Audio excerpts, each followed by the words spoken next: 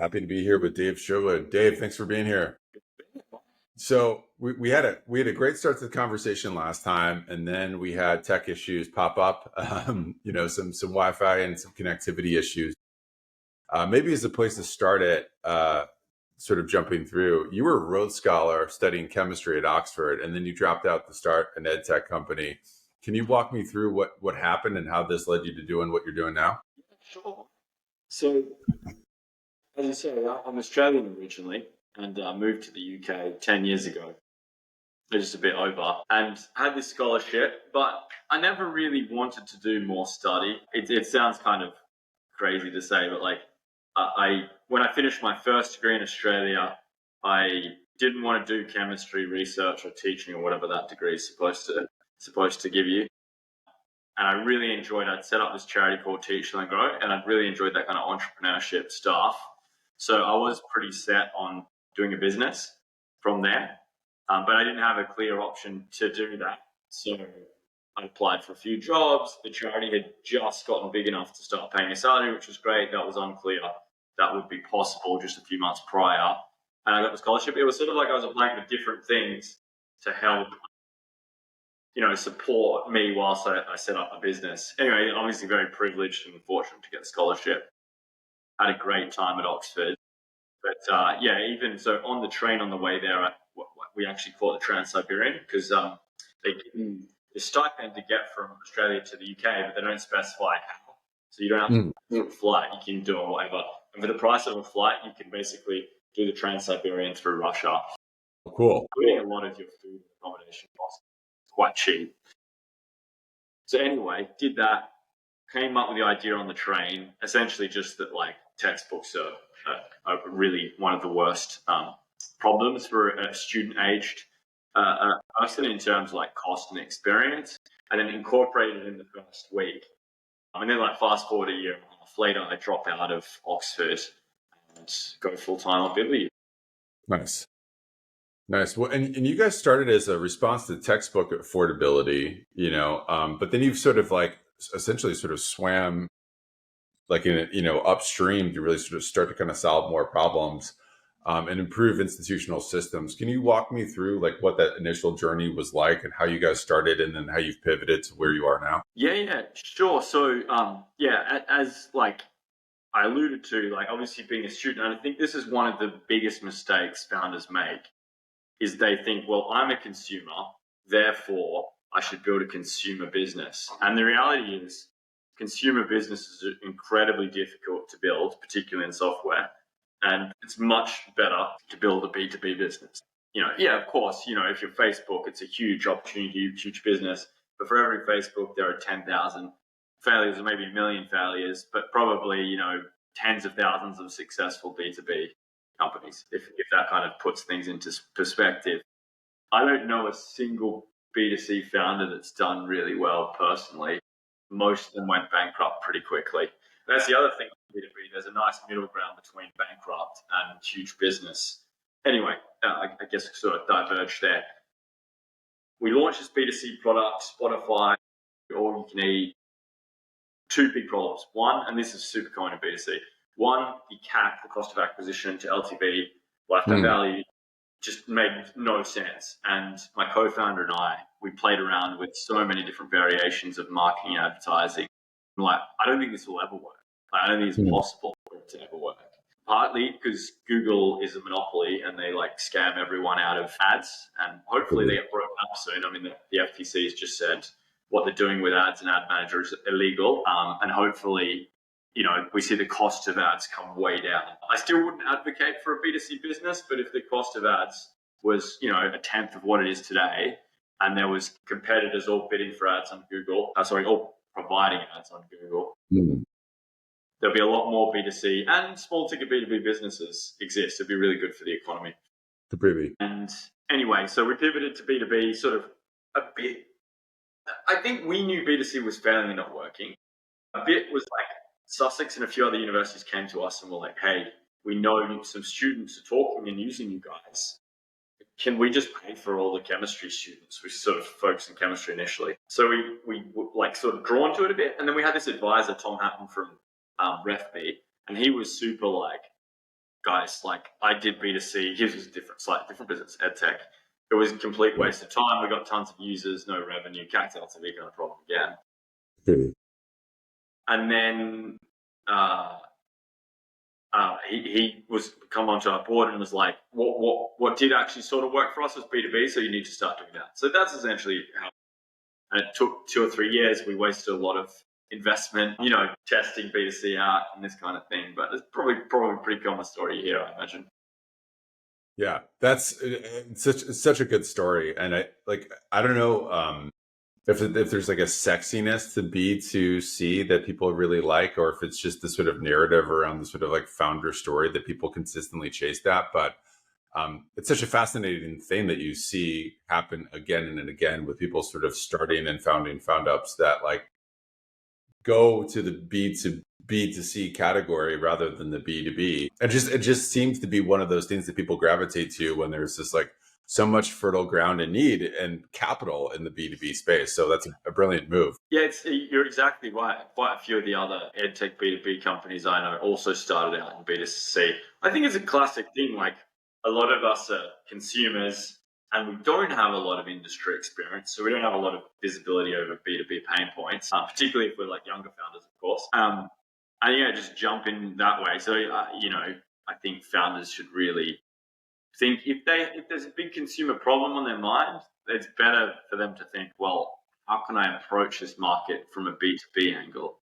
Yeah, that makes sense. Can you walk me through like the lessons that you had to learn with like sort of jumping into this space, right? And just like sort of offer some context and something I learned, right? Like from doing I'm working on the ground, like chief of staff kind of role, and then to sort of pivot to like doing a business. Like you kind of forget like how long the sales cycles are, or like how long the iteration cycle is. Like if you're somebody that can build and scrap like pretty easy, like you're trying to sort of test it in this market that's like moving very, very slow, right? And then you're working with this sort of pace. So like the pace and the energy and all of that kind of thing is like a different thing to work through as a startup, like because you're working in such a traditional space. Can you walk me through some of the lessons and like how you guys have sort of like righted your direction in that cycle? Yeah, no, really good question. So I think in terms of some of the learnings in education, I think it's not a great fit for venture capital. And so a lot of founders and investors come in with let's invest, grow super quickly and, exit quickly. It's not like there are plenty of examples where venture capital has worked. Obviously, we all know in structure, like courseware, there's plenty. So it can work. But I think generally what the mistake's not that you can't grow quickly. The mistake is more that the sales cycle is very long, as you just said. Ours is averaging 6, but like Gateway Tech, a school that we're partnered with now, I met them 4 or 5 years ago, and they recently just partnered. So like that's pretty typical. So the average it's more like 12 months, 6. Therefore, if you're creating a new product, it's very hard to pivot sales and tech and get live feedback quickly because the sales cycle is so long. So getting product market fit is probably a 2 to 3 year process minimum. We had to do it B2B UK. The initial B2B UK wasn't quite fits. There was like a second product market fit thing we had to do in the US. Maybe the second time. So there's a 10-year business now. Once you have product market fit, it's a bit more straightforward. You just need to build the sales cycle into your financial plan and invest a lot in lead generation, way ahead of sales. Because again, if you're behind, next quarter, the sales cycle, like, doesn't matter what you do now. It's too late. The pipeline's already what it is, and anything that has a pipeline now will only help 6 to 12 months into the future. So again, that's the mistake just made. As publishers as well, so important. Like, obviously, it's much more complex when you have suppliers that are kind of critical to the business. And their kind of approach obviously sometimes differs from the universities, they have different needs and desires. Actually, just listening to both the universities and publishers was a big help moving from a B2C product no one really wanted to, well, some students did, to a product publishers are happy with it helps them with some of their issues and the universities. Same. And I think with product market fit, again, I have people come in like a bit more like, oh, design this cool product, like I would tell, I have in mind what the best product is, but in reality, product market fit is more about listening and being flexible. Totally. Unfortunately, a lot of the universities and colleges have very, very similar feedback and needs. Mm. Feels like stuff in the custom dev shop, but once you've got 5 or 10 schools, actually they're kind of all asking for the same stuff. So there's not much custom in the apps. But yeah. Yeah, those are really great insights. I'm working with this startup right now, helping with a few different pieces, and like it's this brilliant piece of analytics software that like looks at all 990 data, so like all tax records for all U.S. colleges. It pulls in all the iPads data, so national statistics for everything in the United States, and you can see very clearly like how much you spend on contracts and where your investments go, and all of these pieces, and 60 plus like analytics visuals for every kind of financial metric you can assume. Like the software is absolutely incredible and it's so powerful. But it's like this interesting challenge where it's like the founder can't get the schools to like know how smart it is, right? So it's like this brilliant piece of software is doing all of these things, but there's not necessarily a fluency and the kind of like advanced analytics that the software is essentially sort of having. So it's just like just missing a little bit, right? Like some sort of meeting in the middle and two ends. So those kind of processes make a lot of sense. Can you walk through like how you iterated on your product and like what some of those sort of changes were in those listening sessions to so that you could just essentially sort of hit that fit? Yeah, sure. And interestingly, like the US and the UK had very different needs for us. I think that's actually quite common. That like I hear that a lot of UK companies have issues scaling to the US because they just try to copy paste their product and their sales team. And the reality is you can't do that with either. Generally, I mean, obviously some companies get lucky, but generally it doesn't work like that. Definitely. So yeah, no, to your question, like what were some of the key learnings? Well, I guess maybe I'll start with one of the key mistakes or like when we weren't listening. So our first product in the UK, I don't know, we got like 10, 15 universities all paying a small amount. And we were like kind of the bottom of their priorities and the bottom of their budget, which indicates not great market fit. And a tiny part of their budget. And they kept saying, look, it's too expensive. We need a more affordable way to access this. And we don't like paying for content that's not being used. So it was like those three everyone was saying that. And we were like, well, we can't change the price. The publisher sets the price, right? Let's focus on the student experience. And we invested tons of time and money there. And like, they were already happy with the student experience, the buyer this was, right? And the student feedback was good. So like, it wasn't like the students were saying, whoa, this is a terrible experience. We need a better one. Yeah. So yeah, that's essentially a key learning that eventually probably it took us 2 to 3 years. I can't remember what happened exactly, but one day we had a bit of a moment where we're like, well, actually, the publishers don't need to, because we had this model where that all be paid up front for all the courses in the class. It's a UK model, not really relevant to the US in all honesty.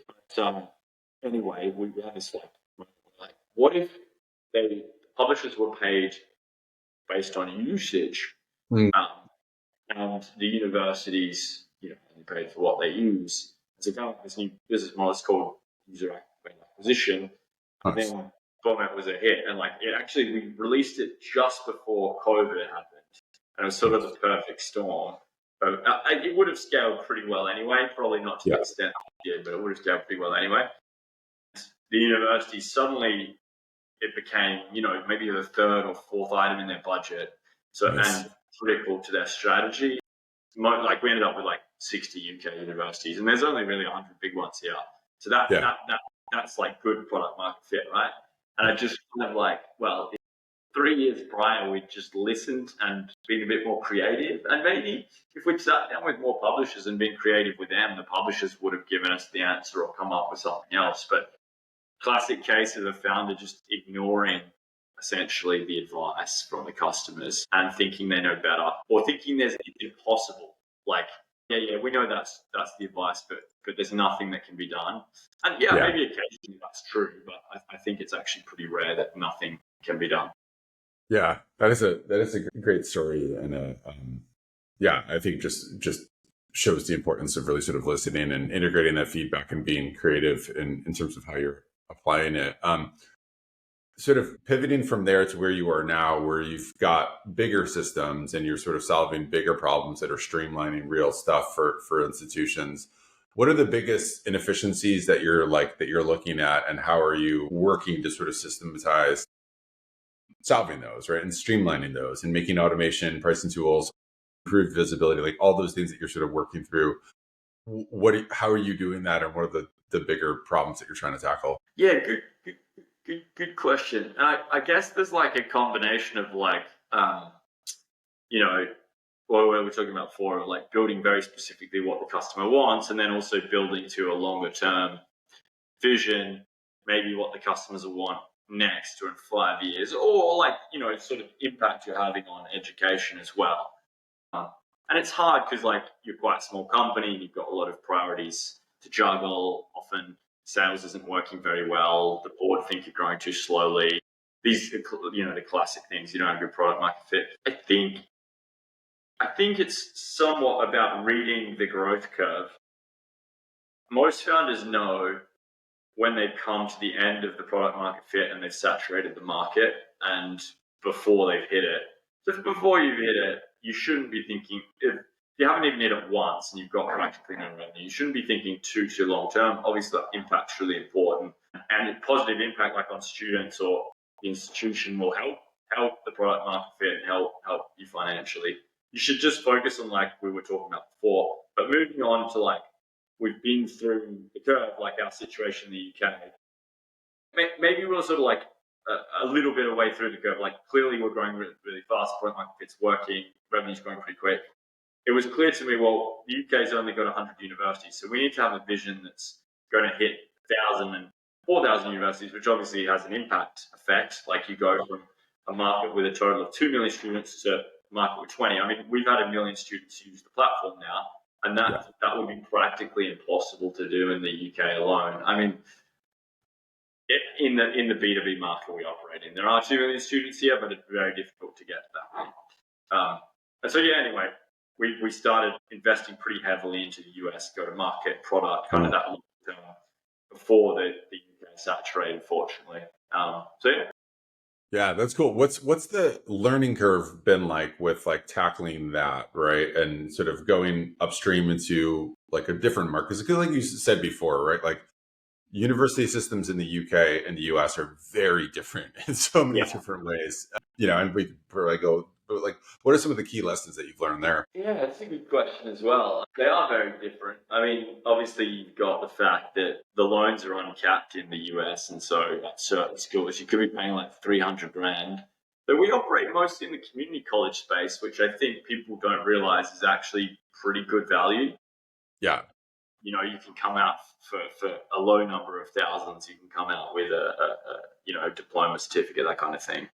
But anyway, obviously in Europe and the UK, cost is capped, so universities can only charge up to a certain amount and get the loan from the government. So that changes the dynamic a lot. I'm trying to think if there are other major differences. The US is very different in kind of the more Republican, the more Democrat areas, the way they think, the way their values, like how you sell to them, how you partner with them, and I think people underestimate that. Yeah, and I guess the US in the classic sense is privilege. It's a huge market. The universities, whilst not necessarily having big surpluses, generally have a lot more revenue per head. So there's bigger research programs happening, there's bigger EdTech investments happening, all of these things. So one good example in our market is like courseware, which the publishers are all about. It's like kind of all they talk about. And yeah, it is the future of the textbook, don't get me wrong. But outside of the US, it hasn't really sold much. Maybe in business or there. Price point, the fact that people generally learn from a long list of books doesn't work with just like one piece of courseware necessarily. Yeah, I come to the US and it's everywhere, and that has big product implications for us, market go-to-market implications as well. Yeah, that makes a ton of sense. Are there differences in terms of like adoption of like digital tools and like onboarding processes and things like that you notice between the two environments? Well, that's a good question. We're, and maybe this isn't to stick to us. We sell to the library in the UK, and then the present provost, VPAA, obviously, CFO in the US. So, Sure. yeah, the sell is different. And then when you come to integrations, we integrate into different systems. If you're an EdTech product that just plugs into the learning management system, I don't think the experience will be that different. UK, US. US has a bigger focus on accessibility, and actually, it's not just like talking about accessibility, which most people in education like to do, but like University of Phoenix, for instance. I think this guy on the tech team is full time. He did like a proper, like full on tech accessibility test where he used all the features himself. He benchmarked that he has some benchmark he uses, and was like, sent us like a very detailed report being like, these things are not good enough and we will not partner with you until we improve them. Whereas in the UK, people would talk a good game about it, but then, and our accessibility is not bad. We met like WCAG requirements, but like they never got into the detail. So that's one thing. Increasingly, people want the data stored locally. So UK uni will want your servers in the UK and US one in the US. So that's quite a new thing. It's kind of dumb because Amazon owns all the servers, and they could easily funnel into the back door of the US and the UK and move the data. I mean, technically, that they're like walled guarded, but we all know that like it's one company and how things work within one company. But whatever, this is what customers want. Is what the government wants. I guess the population kind of wants, really. Not the main ones, but yeah, plugging into LMS is pretty straightforward. Yeah, that's cool. Any success stories that come to mind in terms of like something that you're particularly proud of with regards to your products, whether it's a story in the UK or the US, something that sort of just solved real pain points? I mean, there's so many in terms of sort of cost and different pieces, but like, what are the things that you, I think, really hang your hat on? And you're like, okay, this felt good. Well, good question. Yeah, I mean, there are a lot of things that over the years that have kind of I've been confident about or felt good about. Everything from like making a positive impact to like, oh, this product seems to work. It's interesting as a founder, you have to try to be pretty optimistic, and sometimes when you have the good feeling, you're kidding yourself a little bit. Like there were multiple times in the UK when we had bad product market fit across the two product categories, where I was like, yeah, I think we've got it now. Like this feature or like this, we changed the sales messaging to this, and it's going to click. Like it didn't. So yeah, but I think like overall, what's like kind of the most fulfilling is just seeing what's been built. So like I've bumped into a few users, which is really cool. And like for a B2B product, that's not a common thing to do, right? Yeah. So I was at one of our early users. She now works for us. She has for a long time, but that was quite cool that like that connection happened. But I was watching the Premier League in Leeds. My chair's a Leeds fan. I'm a Leicester fan. And the guy across the table from us, we got talking to him and his partner, and he'd used us for his accounting qualification.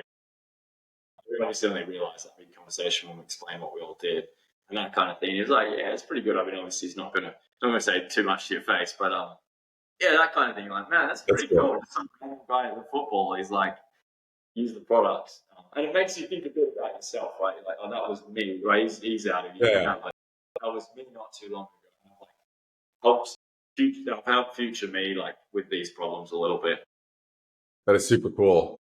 Very, very, very cool. With AI just transforming every layer of education, I think we're starting to see it slowly sort of working its way to sort of reshaping courseware, personalization, student engagement. I think there's some retention stuff that's sort of happening. But there's also, I think, this juxtaposition where you see like adoption at different institutions, sort of depending on lots of factors. Like, yeah, all over the place. I guess you see this with different EdTech products, but like courseware, it'll go from like a mere 0% at one place to like nearly 100% at another. And you might think, oh, well, in the Ivy League, it'll be less adopted or whatever. But you literally have like two community colleges in Texas, very close together geographically, probably feeding from pretty much the same demography, more or less. Yeah. And I think it largely, I mean, I don't know, but I think it largely comes back to the leadership. Most community colleges where we operate, particularly, I guess, we operate a lot in the South and kind of the East Coast. It seems the executive are often very empowered to make change. So if you get a president, a VPA, a CFO that's like, we like courseware, or we don't like courseware, or we like OER, or we like ebooks, whatever kind of their initiative is, it seems to get implemented. And then you have others maybe are a bit more, maybe they're less empowered. And power is such a funny thing. Just because you have a title doesn't mean you have power, right? Like people need to respect you and buy into what you want to do, and all sorts of other complicated political factors in power. And I think the ones that sometimes feel disempowered, as disempowered as they feel, or maybe they're just not change makers, they're like more steady people themselves. Then you'll see verticals with just less adoption of newer technology, not just in relation to courseware, just anything. I'm sure you see this all the time. It's insane. I mean, like, no, you nailed it. Like the adoption is like wildly all over the place, and so like, and like doesn't necessarily like have easy like, you know, if X then Y kind of like factors. Like you can't really make full sense of it. I think that your insight about the leadership is dead on. What do you like? So with everything sort of happening, like what trends do you see potentially sort of coming, and then like what are you excited about, and then what's kind of a little bit scary and all that? Yeah, good question. Well, I think a lot about AI, which scares me a lot. Obviously, broadly an optimist. Like I think it will be good for society, even if there is a prospect like we have robots that kill us all. I think broadly, you know, people with wealthier, better healthcare, all these kind of things. Technologies historically have never worked for the good. Even, I mean, this is pretty controversial, I might be completely wrong, but aside from when the nuclear bomb was used, which is horrific and wrong, obviously, it seemed to decrease the amount of war in the last 60 years, or at least the super Really? wars to maybe, I don't know. That's one example where I think people are extremely fearful of the technology, and then the outcome maybe is a bit more than people expected. But I don't tie myself too closely to that kind of analysis, because who knows what the future holds. But, Really? yeah, for us, the obvious thing is make it super easy to create content, whether that's full textbook or content within the courseware. And so you've seen OER growing with education resources, which is essentially like textbooks that are written by Stacks or some others, grow from about 10% adoption to 20%. Again, it varies so much. Like we're saying, we have schools that are like over 50 and schools that are like 0. But I have just gone from 10 to 20 in the last 10. That's a pretty big shift in AI. And then I think AI could easily ramp that. Yeah. And on the flip side, because I think a lot of OER is sort of driven by publishing pricing, but if the publishers really take advantage of that, they get their production costs way down, potentially OER goes down and stays kind of the same, right? Because like, in my mind, if content costs are more than $50, there's a strong incentive for a particular class. There's a strong incentive for the professor to consider. And if it's $50 or less, then the incentive's really not very strong. There might be philosophical reasons, but complaints from students and all the other reasons will be less for sure. So it could go either way. It's hard to judge. And I can obviously generate quizzes and things like this. So if you're thinking about courseware, it's not just writing with the snippets and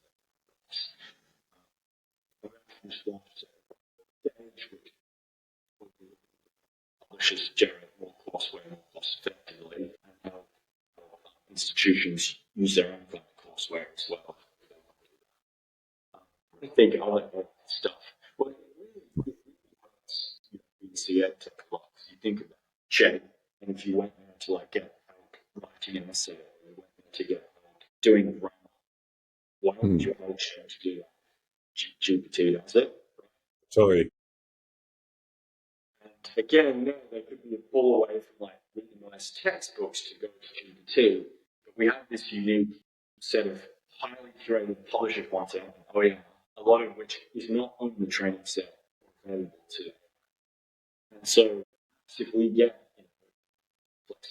we stick on top of the content we have, obviously with our publishers, sell it to the institution, maybe then they use iteration of the because it has the right content. So things could go many different ways as threats and choose. I mean, you must hear Yeah.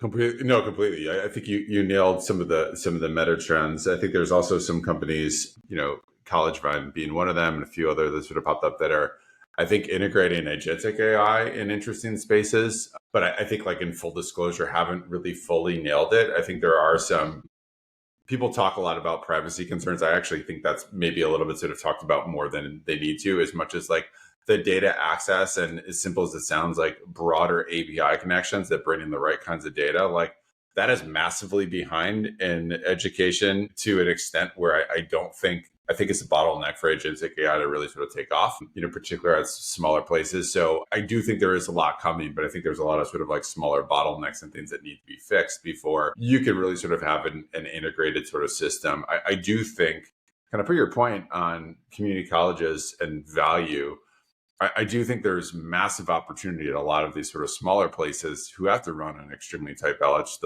to be really interesting test grounds for some of this new tech. So I'm personally invested in seeing more prototypes and different kind of things that are happening, because I do think there is actually some massive potential if we can get smarter API connections and better system integrations at places, which again, from what I'm seeing, seems to be a significant challenge that a lot of places are facing. Yeah, totally. And it's funny because like often we'll speak to an investor and they're like equally panicked and excited about AI, and they don't understand that print still makes up like probably 70% of the adoptions in the US and similar in the UK. It's like, how is a professor going to use AI and get the students using AI if they're still using print? Like, don't get me wrong, it'll happen very quickly. 6 months, I think it's like disregard possibility. I think there's just a lack of understanding of where the higher end is today. Yeah. And how some of the more older school professors, which is most of them, face it, it's like a later job, how they work, right? So no, complete. You have problems and challenges in the classroom. You have, I think, like massive system integration challenges. I think like the reality of like how work is structured and like what, down to like how meetings are being held and scheduled and captured. All of those things are so far behind the curve. So I think like, for adoption to work, you have to really take a smart look at workflows and different pieces and try to sort of like not necessarily sort of, I do think you need to sort of change behavior in one direction, but you also need to really sort of look at behavior and design for, capturing AI and smart pieces that sort of actually sort of feed into existing systems and that work. But just kind of curious, what else are you guys up to? And like, what are some new partnerships, product expansion, things that you're sort of thinking on? Like what's the road ahead looking like for you all? Because you've got so many interesting things happening and it's some big expansion. Yeah, no, good question. I mean, we did an acquisition last year, and that's been really, really transformative for us. It's opened our market up to new segments. It's given us new products and services. It's given us new reference accounts in states we didn't have before. So definitely would consider doing more acquisitions in the future. Organic growth's been really, really good. Last year we grew %, so hopefully can continue that as well, which is just like more schools and more students, right? Nice. And then, the product side, right? But like I said, the Engage, the second product of ours, it feels like the future, and in some ways, like, it's probably not going to grow as fast as our core product for the reasons we talked about before. Our core product is helping people make step one, going from physical to digital happen. And this product is like going from digital to like advanced digital with a little bit of AI and mostly just quizzes and stuff. I don't like to overstate the AI and things. Like every company is like BibliU these days, and it's like 2 weeks ago we just BibliU, But other things on there. Very cool. Very cool. Well, I appreciate the time today, and encourage everybody check out the great work that Dave and his team are doing. We'll obviously link everything. But Dave, appreciate you. I appreciate it. I really appreciate it. I had fun as well. Dave, you nailed